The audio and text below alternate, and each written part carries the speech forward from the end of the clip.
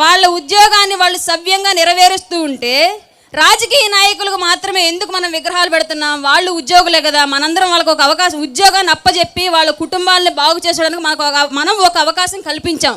కానీ వాళ్ళు ఏదో వాళ్ళ సొంత డబ్బులతో చేసినట్లుగా ఎందుకు వాళ్ళకి విగ్రహాలు పెట్టి మన వీధుల్లో వాళ్ళ మొహాలను రోజు మనకు రుద్దుతున్నారు? వాళ్ళు ఏమైనా పరమాత్ముల పైనుంచి దిగొచ్చారా?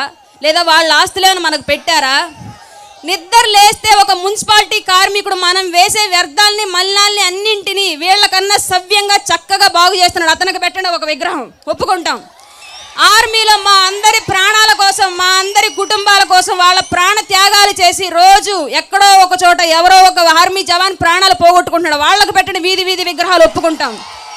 వీళ్ళు ఏం చేశారని వీళ్ళ విగ్రహాలు మనకి అంటే, వీళ్ళు ఒక కుల వ్యవస్థను ఏర్పాటు చేసుకొని వీళ్ళ కుటుంబాలని వ్యాపారవేత్తలుగా రాజకీయంగా అన్ని విధాలుగా ఎదిగి ఒక ఊర్లో ఒక బలమైన సామాజిక వర్గంగా వీళ్ళే ఎదిగి వీళ్ళు మహానాయకులు అని చెప్తే మనంతా ఒప్పుకోవాలా?